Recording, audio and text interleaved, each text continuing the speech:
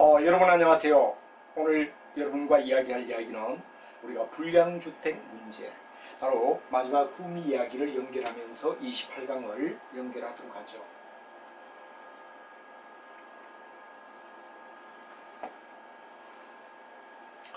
여러분 안녕하세요. 오늘 여러분과 함께 28강 이야기는 바로 불량주택 문제로부터 시작하는 걸 이야기를 드리도록 하겠습니다.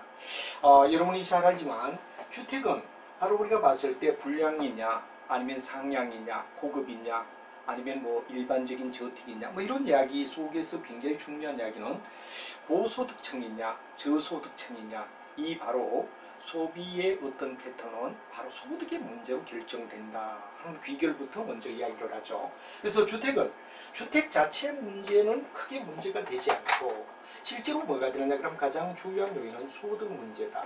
이럴 때로 소득이 높다 그럼 자연지 고급으로 갈 수 있고, 소득이 낮다 이럴 때는 바로 여러분 잘 아는 뭐가 되느냐 저택, 소위 우리가 봤을 때 불량주택을 가질 수밖에 없는 문제가 되지 않느냐. 그리고 어떤 정책 문제라기보다는 바로 소득의 문제가 가장 중요한 이야기다, 이런 얘기를 우리가 논하게 됩니다. 그래서 하향 여과된 저소득층은 사물은 소득 문제로 인하여 시장 실패가 아니라, 시장 실패라 그러는 건 뭐 바로 여러분들이 잘 알지만 어떤 정책에 의하여 일어나는 이야기를 갖다 시장 실패라고 얘기하는데, 바로 이런 문제가 소득 문제다 이거죠. 그래서 우리가 봤을 때 효율적인 배분이 이루어지는데 바로 소득에 의하여 배분된다 하는 이야기가 굉장히 중요한 이야기다, 이런 얘기가 되겠죠. 그래서 우리가 일반적으로 봤을 때 자본주의 국가에서는 바로 이런 소득의 문제에 의하여 시장에 의해 조작을 할 수가 없는 입장이 아니냐. 바로 자본주의라는 이야기는 바로 자유롭게 흘러가게끔 던져두는 수밖에 없지, 거기에 뭐 정부의 어떤 정책이나 조작을 해서는 안 되는 거 아니냐 할 때 우리가 봤을 때 소득 문제지 절대 시장 실패의 어떤 문제가 아니다. 그래서 자본주의 사회에서는 자본의 배분은 바로 시장의 메커니즘에 의하여, 시장의 메커니즘이란 말은 수요와 공급이라는 이야기가 되겠죠. 수요와 공급에 의하여 자율적으로 거래가 이루어지는 현상을 갖다가 우리는 일반적으로 봤을 때 시장의 메커니즘이라고 말한다, 이렇게 우리가 되겠죠. 즉 수요가 존재하다 보니까 공급도 존재한다. 그렇죠. 수요가 없다면 공급은 전혀 존재할 수가 없는 것이다 이거죠. 우리가 일반적으로 자본주의 국가에서는 누구나 필수적인 주택을 가지기를 원한다 하는 말이 되고, 누구든 주택을 가져야 되겠죠. 그러나 그 단지 고급 주택이나 불량주택을 가지는 것은 자신의 소득에 의한 부위다. 핵심은 바로 요 이야기죠. 소득에 의한 부위지 절대 시장의 어떤 실패로 인하여 일어나는 문제는 아니다. 소득에 의하여 자본주의 국가에서는 바로 달라질 수뿐이다 이거죠. 그래서 불량주택이 존재하는 이유는 소득이 낮은 사람이 이제 낮은 수준으로 주택을 갖다 구입하다 보니까 뭐가 되느냐, 바로 불량주택이라는 존재가 생길 수밖에 없다. 그래서 우리가 일반적으로 봤을 때 사회주의가 아닌 자본주의 국가에서는 수요와 공급의 자율적인 바로 시장의 메커니즘에 의하여 맡긴다 이거죠. 그러다 보니까 뭐가 되느냐, 우리가 불량주택이 생긴다는 것은 바로 저소득층이 주택을 가져야 될 경우는 어쩔 수 없이 우리가 봤을 때 불량주택 쪽으로 존재할 수밖에 없다, 이런 얘기가 되겠죠. 그 다음에 철거와 같은, 일반적으로 철거와 같은 뭐가 되느냐, 그럼 정부의 시장 개입은 뭐가 되느냐, 문제를 근본적으로 해결하지 못한다.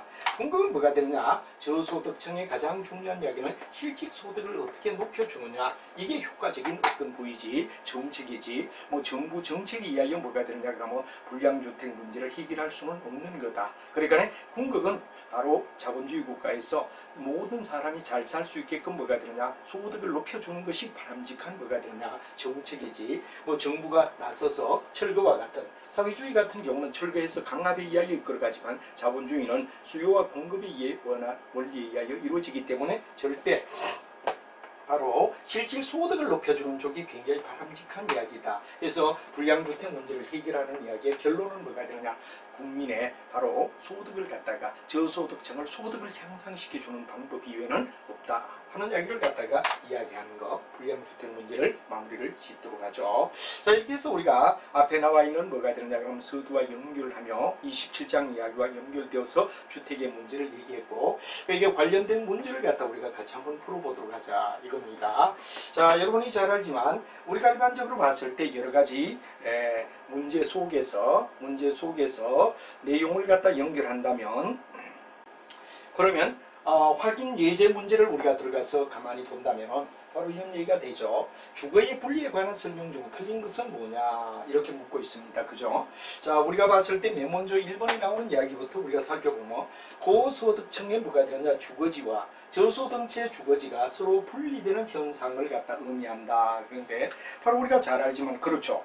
우리가 주거 분리라는 말의 가장 중요한 이야기는 바로 저소득층이냐 고소득층이냐에 따라 주거가 고급 주택지와 저급 주택지로 분리되는 현상을 갖다 말한다는 것은 주거 분리 현상을 설명하는 이야기에서 맞는 얘기다, 이런 얘기가 되죠. 그다음에 두 번째는 고소득층은 주거지와 그 다음에 저소득층의 주거지가 인접한 경우는 하는 말이 되죠. 이 경계 영역, 경계 지역에 가게 되면 바로 저소득층에 뭐가 되느냐, 주택은 어떠냐 그러면 약간 이 고급 쪽에 가깝기 때문에 할증 현상을 일으키는 거죠. 할증을 갖다가 되게 되고, 할인이 아니라 할증이 되게 되죠. 그리고 고소득층 주택은 뭐가 되느냐, 할인이 되는, 왜? 저소득층과 인접하기 때문에 할인이 되는 현상을 갖다 가져오게 된다. 이 저소득층의 주택은 고소득층 옆에 있기 때문에 오히려 가격이 올라가는 현상을 유도한다면, 오히려 고소득층은 자기들끼리 고소득만 모여있는 이런 입장이 아니다 보니까 바로 어느 정도 할인이 되는 문제다. 그래가 할증 할인에 반대가 되는 설명으로서 조건을 똑같이 우리가 봤을 때 틀린 말이다. 여기는 바로 할증이 되고 여기는 할인이 된다는 말로 바꿔져야 된다는 얘기를 생각해 주셔야 되겠죠. 그 다음에 저소득층은 다른 요인이 동일한 경우 정의 외부 효과를 갖다가 얻는다. 그렇죠. 그리고 고소득 주거지에 가까우면 뭐가 되느냐, 가능하면 사람들은 가까이에 고소득층에 가까이에 거주하려는 현상을 유도한다. 이 말은 맞는 얘기가 되겠죠. 네 번째 가면 고소득층은 주거지와 저소득층의 주거지가 인접한 지역에서는 서로 친입. 여러분이 중요한 이야기 바로 천의 현상. 이 두 가지 용어를 갖다 우리는 알 필요가 있다. 친입이란 말은 뭐를 갖다 얘기하죠? 바로 친입은 가치가 올라가는 현상을 갖다 유도합니다. 가치가 올라가는 현상을 갖다 친입이라고 얘기를 하며 바로 부자들이 들어온다는 얘기가 되죠. 부자가 뭐가 되냐, 진입한다.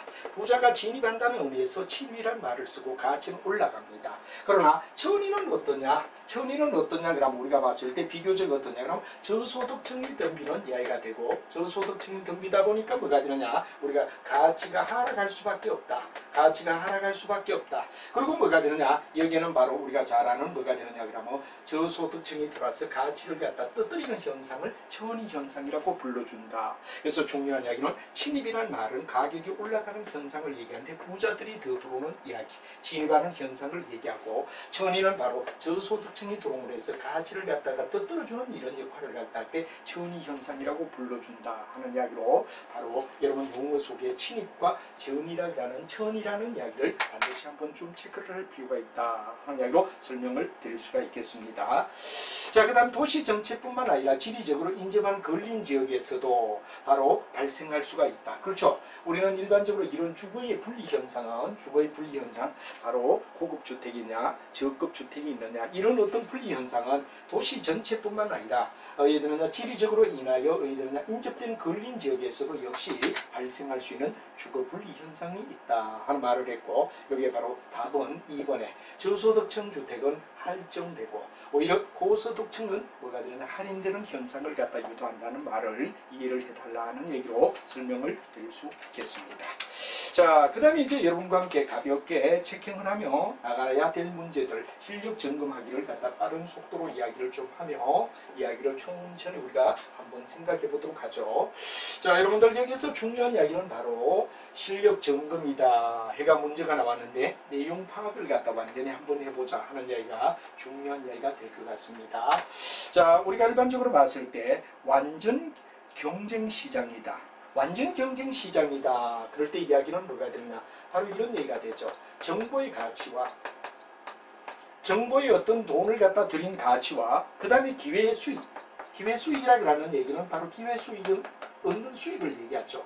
여기에 일치가 되는 시장을 갖다 완전 경쟁 시장이다. 그러니까 100% 효율적이다 이런 얘기가 되겠죠. 100% 효율적 시장을 갖다가 나타낸다. 이래 돼서 완전 경쟁 시장을 갖다 얘기한다. 이런 얘기가 되겠죠. 그래서 우리가 일반적으로 봤을 때 이런 승리 요건이 될 때는 다수의 수요자와 그 다음에 공급자가 예를 들면 그럼 상품의 동질성, 기업의 진입 태그의 자유, 완전한 정보를 갖다 들 수 있는 이야기들. 그래 정보 가치, 내가 예를 들어서 어떤 정보를 갖다가 돈 주고 샀다 그럴 때는 그만한 수익을 갖다 얻을 수 있는 완전 경쟁 시장, 완전 효율적 시장을 갖다 우리가 얘기한다. 이렇게 얘기했는데 이건 맞는 말이다라고 얘기를 할 수 있죠. 그 다음에 두 번째 이야기로 우리가 가면 부동산의 기능이란 말을 갖다 썼습니다. 부동산의 기능이다. 그런데 부동산 기능에 여러 가지가 나오죠. 자본을 갖다 배분하는 기능, 교환해주는 기능, 가격의 창조 기능, 국지성. 오늘 바로 국지성이라는 말이 굉장히 문제가 되죠. 국지성은 바로 우리가 잘 알고 있는 뭐냐, 부동산의 특성을 얘기하는 겁니다. 부동산의 특성이다 이렇게 우리가 되지, 여기서 중요한 이야기는 기능은 아니다. 국지란 말은 제한적으로 바로 위치에 따라 각각의 되죠, 다른 어떤 양상을 가지고 있는 걸 갖다 국지성이라고 얘기를 합니다.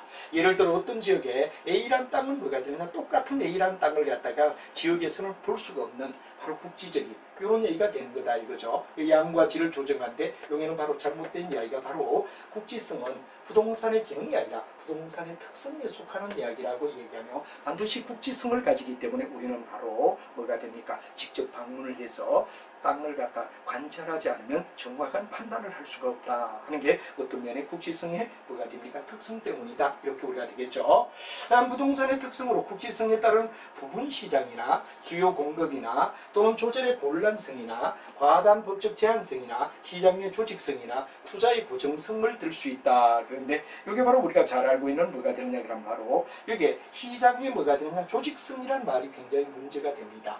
부동산 시장은 자유시장에 맡기기 때문에 조직성이라는 이야기는 뭐가 되죠? 그렇죠. 바로 우리가 잘 알고 있는 뭐가 되느냐 그러면 바로 시장의 비조직성을 우리가 얘기해야 되죠. 그래서 우리가 시장이 조직성이다 그러는 이야기는 정책적 시장을 얘기한다 이렇게 우리가 되죠. 정책 시장을 갖다 얘기하는데 우리 바로 비조직성을 갖다 우리가 얘기한다 그런 얘기가 되겠죠. 비조직성은 뭐가 되냐? 바로 자유시장. 비조직성은 자본주의 국가에서는 비조직성이라고 얘기를 하지, 이 정책으로 조직적으로 그냥 밀고 나갈 수는 없다. 그렇기 때문에 여기서는 다른 건 다 맞는데 이 말이 다르기 때문에 잘못되었다 하는 말을 우리가 이야기할 수가 있겠습니다.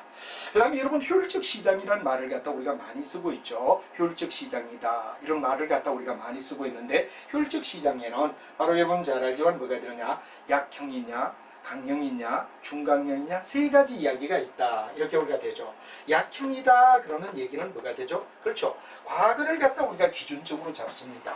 약형은 뭐가 되느냐, 과거의 정보가 현재 어떤 영향을 주느냐 할 때 약형이라고 우리가 불러줄 수 있다 이런 얘기가 되죠. 그 다음에 중강형이라는 말을 갖다 우리가 씁니다. 중강형은 뭐가 되느냐, 과거와 현재가 뭐가 되느냐 그럼 정보를 이용해서 우리가 이끌어갈 때 중강형이라고 얘기를 하죠. 그 다음에 이제 뭐가 되느냐, 강형이다 그럴 때 강형은 뭐가 되느냐 그러면 완전히 회사의 어떤 기밀, 회사의 기밀을 갖다 우리가 얘기할 때 회사가 가지고 있는 어떤 기밀까지도 우리가 얘기했을 때, 근데 약형이든 중강형이든 강형이든 과거의 사건만, 그 다음 과거와 현재 사건만 그리고 기밀까지 이용하더라도 결국은 뭐가 되느냐, 정보의 효율성을 갖다 찾기가 어렵다, 차별화가 어렵다라는 이야기가 바로 정보의 범주에서 나오는 이야기가 되고, 주식시장 같은 데서 이런 이야기를 많이 씁니다. 그래서 강성효율적 시장이라 그런 말은 바로 정보까지도 자기들이 가져도 이런 말이 되죠. 정보까지 가져서 자료를 토대로 하여 자본을 분석하면 정상적 이윤을 얻을 수 없으며, 그렇죠. 우리가 봤을 때 아무리 기밀을 갖다가 이용한다 하더라도 우리는 바로 정상 이윤을 얻을 수 없으며, 강성효율적 시장에서는 내부 정보를 갖다가 이용하더라도 초과 획득은 불가능하다 하는 말인데 맞는 말이죠. 그래서 우리가 과거 사건만 가지고 또는 과거와 현재 사건만 가지고 또는 비밀을 갖다가 이용한다 할지라도 결국은 뭐가 되느냐, 내부 정보를 이용해도 초과 이윤을 갖다 획득하기가 어렵다 하는 것이 바로 여러분들이 뭐가 되느냐 그러면 강성, 일종의 하나의 뭐가 되느냐 그러면 강성은 회사의 기밀까지를 한다 하더라도 왜 되느냐 그러면 정보를, 즉 이익을 갖다 100% 얻기는 어렵다는 이야기를 갖다 설명한다 하는 이야기를 여러분이 알면 되겠죠. 자, 그러면 여러분하고 실력 점검의 1번, 2번, 3번, 4번까지 이야기가 돼 있어요. 우리는 4번, 5번, 6번도 실력 점검 쪽을 한번 체크를 하며 나가자 이런 얘기가 되겠죠. 자, 그래서 여러분이 보면 이런 얘기가 나옵니다. 부동산 시장의 특성은 투자자가 초과 이윤을 획득하기 위하여 부동산 투자가 성립하는 이유는 부동산 시장이 불안전하기 때문이다. 이렇게 우리가 나와 있죠. 우리가 일반적으로 봤을 때 부동산 시장이 내용을 갖다 우리가 얘기할 때는 완전이냐 불완전이냐 하는 이야기를 갖다 우리가 얘기하는데, 일반적으로 봤을 때 뭐가 되느냐 그러면 완전 시장이다. 완전 거래 시장이라면 반드시 여기는 효율적이 돼야 되겠죠. 바로 우리가 봤을 때 뭐가 되느냐 그러면 여기에 중요한 이야기는 투자자가 어떤 투자를 갖다가 하기 위하여 투입하는 뭐가 되느냐 그러면 비용이다. 일종의 뭐가 되느냐 그러면 내용을 갖다 우리가 본다 그러면 뭐가 되느냐 그러는데, 바로 초과 이윤과 정보 비용이 이퀄이 되는 이런 이야기. 이걸 갖다 우리는 효율적 시장이다 이렇게 우리가 얘기를 합니다. 효율적 시장이죠. 그래서 우리가 완전 거래 시장의 경우는 초과 이윤이나 정보 비용이 같아진다. A와 B가 같다 이런 것만 될 때는 완전이 되겠죠. 그다음 우리가 불완전이라는 얘기가 나옵니다. 불완전 뭐가 되느냐 그러면 거래 시장이다. 이럴 때 불완전 거래 시장에는 첫째는 초과 이윤과 뭐가 되느냐 그러면 바로 정보 비용이 같은 경우, 요 경우도 있다 이겁니다. 효율적 시장인 경우도 있다. 효율적으로 예전처럼 흘러가는 부위도 있다 이거죠. 있는데, 그래서 A와 B가 같은 부위도 있지만 불완전 거래 시장에는 초과 이윤과 정보 이윤이 뭐가 되느냐 다른 경우, 비효율적 시장도 왜 되느냐 그러면 우리가 바로 존재한다. 비효율적 시장도 존재한다. 그래서 우리가 궁극은 뭐가 되느냐 그러면 완전 거래 시장은 바로 초과 이윤과 뭐가 되느냐 정보 비용과 초과 이윤이 퀄리점이 되는 효율적 시장만 존재한다 이렇게 보는데, 불완전 시장에는 초과 이윤과 정보 비용이 같아지는 효율적 부위도 있고, 그 다음에 비효율적인 초과 이윤과 뭐가 되느냐 그러면 바로 우리가 봤을 때 뭐가 됩니까? 정보 비용이 바로 다른 A와 B가 다른 부위도 존립한다. 그리고 불완전에는 바로 뭐가 됩니까? A와 B가 이퀄되는 효율적도 있고 비효율적도 있다. 그러는 두 가지가 존속되는 게 불완전이고, 완전은 바로 A와 B가 항상 같다. 그러는 효율적 시장만 존재한다는 이야기를 명백하게 한 번쯤 잡아두셔야 된다. 이런 얘기가 되겠죠.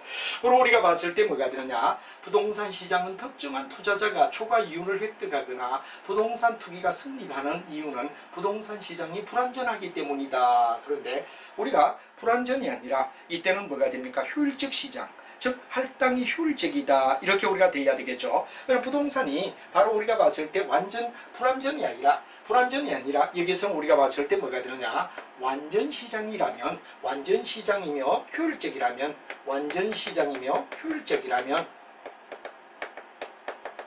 한 가지 요 경우가 되겠죠. 이때는 뭐가 되느냐 그러면 바로 초과 이익을 획득하거나 부동산 투기가 성립된다 이거지만, 불완전 시장에는 효율적인 부위도 있지만 완전 시장처럼 뭐 해야 됩니까? 완전 시장처럼 효율적인 부위도 있지만 이거 이퀄리즘 되는 거 완전도 있죠. 있지만 불완전. 그렇기 때문에 여기는 뭐가 되느냐 그러면 우리가 봤을 때 여기는 두 가지, 바로 효율적인 부위도 있고 비효율적인 부위도 있다. 그래서 부동산 한다 그러는 거는 불완전 속에도 얘들은가 그럼 이 두 가지가 존립되기 때문에 불완전하기 때문에 아니라 바로 우리가 효율적이라면 되지만, 이걸 갖다 불완전으로 만약에 우리가 한다면 효율적이란 말로 바꿔주면 되겠죠. 효율적이란 말로 바꿔주면 되지만, 만약에 여기는 비효율적 되는 이런 부위, 비효율적인 부위, 이 부분 때문에 뭐가 되느냐, 불완전이라고 말할 수는 없다. 만약 우리가 봤을 때 A의 경우라면 이건 이퀄리즘이 되죠. 걔가 완전과 똑같은 효율적일 때는 왜 되느냐, 뭐 안전이든 불완전이든 다 되지만 불완전 속에는 바로 비효율적인 부위가 있다 이거죠. 비효율적인 부위가. 그렇기 때문에 이건 아니다 하는 이야기를 여러분이 생각해 주시면 될 것 같습니다. 그 다음에 완전 시장은 언제나 할당의 효율적 시장이므로 할당의 효율적 시장이 언제나 완전 시장이다. 근데 이 말은 바로 우리가 봤을 때 뭐가 되느냐, 완전 경쟁 시장은 언제나 할당의 효율적 시장이다. 맞죠? 그러나 할당의 효율적 시장은 언제나 완전 시장이다. 그러면 거꾸로 우리가 일반적으로 할당이 뭐가 되느냐 그러면 효율적이라면 완전 경쟁 시장은 할당이 효율적인 거 맞죠? 그런데 우리가 뭐가 되느냐 그러면 할당이 효율적이지 못하면 할당이 효율적인 시장은 항상 불완전만 있다. 불완전의 요구도 있고 완전에 돼 있다 이거죠. 불완전은 A와 B 두 가지 뭐가 됩니까? 1과 2로 다 분리되죠. 바로 뭐가 되느냐? 효율적 시장인 경우도 있고 비효율적 시장도 있다 이거죠. 그렇기 때문에 여기는 뭐가 되느냐? 6번의 이야기는 바로 여러분이 잘 알지만 뭐가 됩니까? 고표다. 고표다. 이렇게 되죠. 그래서 완전은 언제나 할당 효율적 시장이므로 할당 효율적 시장이라면 언제나 완전 경쟁이다 하는 말이 되죠. 그래서 우리가 여기서 우리가 봤을 때 조심해야 될 거는 완전 시장은 언제나 할당 효율적 시장이 맞습니다. 그럼 할당 효율적 시장이라 그런다 그래가 완전 경쟁이냐? 불완전의 경우도 할당의 효율적인 경우가 있다 이거죠. 효율적이 있다 이거죠. 그렇기 때문에 바로 경우의 수를 할당이면 효율적인 게 맞아요. 그러나 불완전에도 우리가 봤을 때 효율적인 부위가 있다 이거죠. 그렇기 때문에 효율적이라 그래야 무조건 완전이다 이런 거는 그럼 요 부위를 갖다 우리가 생략했기 때문에 안 된다, 잘못되었다 하는 말. 그래서 우리가 봤을 때 불완전 속에도 효율적 시장 존재와 비효율적 시장 존재가 두 가지가 다 있기 때문에 아니다, 이건 잘못된 말이다 하는 이야기를 알아두면 되겠죠. 그 다음에 7번 우리가 봤을 때 약성효율적 시장은 과거 정보죠. 현재 공표된 정보를 기초로 하여 시장의 변동을 분석하는 기본 분석을 할 때 정상 이유만을 획득이 가능하다 하는 말을 갖다 우리가 썼는데 우리가 일반적으로 봤을 때 초과 이윤도 구할 수가 있는 거죠. 그래서 우리가 일반적으로 봤을 때 약성효율적 시장에서 현재 공표된 정보를 이용해서 시장의 가치의 변동을 분석하여 기본 분석할 때 정상 이윤만의 획득이 가능하다. 정상 이윤만의 획득이 가능할 경우도 있지만 뭐가 되느냐? 우리가 봤을 때 초과 이윤을 갖다 구할 수도 있다 이거죠. 초과 이윤을 구하는 경우도 있다. 정상 이윤을 구하기도 하고 초과 이윤이 나올 수도 있다 이거죠. 그렇기 때문에 이건 뭐가 되느냐? 잘못된 이야기다. 이런 얘기가 되고 또 우리가 이윤을 갖다 획득하지 못할 수도 있다 하는 이야기. 그래서 초과 이윤을 구할 수도 있지만 또 뭐가 되느냐? 아닐 수도 있다. 이 두 가지 경우를 갖다 우리가 얘기하며 초과 이윤을 갖다 못 구할 수도 있다 하는 이야기까지도 인정해야 된다는 얘기가 되며 약성효율적 시장이라 하여 과거 정보에 의하여 이익을 쟁취한다는 말이 불가능한 경우가 바로 약성이다 이런 얘기가 되죠. 그 다음에 8번째 번 부동산에 뭐가 되느냐? 정보 비용을 수반하는 것은 시장이 할당이 효율적이지 않기 때문이다. 우리가 정보 비용을 갖다 수반할 때는 뭐가 됩니까? 정보 비용을 수반할 때는 초과 이윤을 갖다 구하는 거 완전 거래 시장도 되고 또 할당이 효율적일 때도 있고 할당이 효율적일 때도 있고 불완전할 때도 있다는 얘기가 되는 거죠. 그래서 두 가지 경우를 갖다 다 포함하기 때문에 우리는 여기서 뭐가 되느냐 그러면 바로 가장 중요한 이야기는 뭐가 되죠? 잘못되었다. 여기 8번이 우리가 봤을 때 잘못되었다. 이런 얘기를 갖다 우리가 얘기할 수 있죠. 그 다음에 주택의 수요 시장이란 주택의 기준에 의하여 욕구로서 시장 경쟁 원리를 충족할 수 없는 무주택 저소득층 대상으로 한 사회한 정책적 개념이다. 이렇게 우리가 돼 있는데 가만히 보면 바로 수요는 바로 주택을 소유하고 싶어하는 니드가 되죠. 욕망이다 이거죠. 그런데 그걸 갖다 충족해주는 디맨드가 있는데 우리가 봤을 때 일종의 이런 얘기가 되죠. 주택의 수요란 사회주택 기준에 대한 욕구로서 시장 경쟁 원리를 충족할 수 없는 무주택 바로 저소득 계층을 대상으로 한 사회정책 개념이다 그러는데 이 사회정책 개념은 뭐가 됩니까? 바로 주택에 대한 소유에 대한 설명을 하는 거지 이거 틀렸다 이거죠. 그래서 여기서 중요한 건 바로 뭐가 되느냐? 주택에 대한 주택을 갖다 소유하는 데 대한 설명을 갖다 얘기하는데 사회 정책을 얘기하는 건 잘못되었다. 그래서 우리가 여기서는 바로 뭐냐 그러면 주택의 소유에 대한 설명이다 하는 얘기를 우리가 얘기할 수 있죠. 그 다음에 상위 계층이 사용하던 주택을 하위 계층이 사용하게 될 때 이를 갖다가 상향 여과를 한다. 상향이 아니라 하향 여과라고 얘기를 해야 된다. 왜? 바로 우리가 봤을 때 고위층이 쓰던 주택을 갖다가 하위층이 쓰게 되는 것을 갖다 하향 여과라고 얘기를 한다 하는 이야기를 여러분이 알아두면 되죠.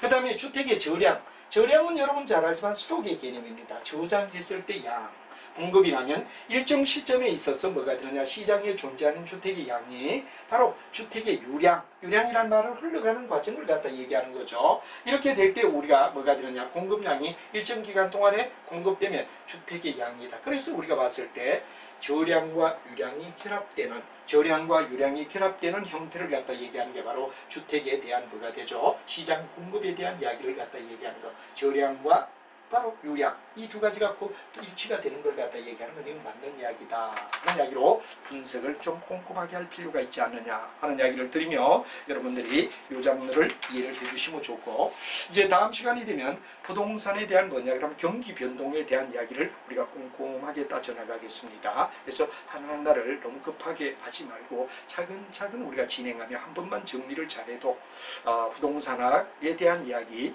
뭐 우리가 봤을 때 이 개념은 명확하게 여러분이 잡지 않나 생각하며 너무 급한 것보다는 차근차근 진행을 좀 하겠다는 얘기를 드리고, 다소 늦은 부위에 대하여 여러분에게 말씀드리며 진행을 해야 되고, 또 저희들이 뭐 CPA 공인회계사, 그 다음에 또 세무사, 뭐 무려 19개의 뭐가 되느냐 그런 카페를 만들어 가고 있습니다.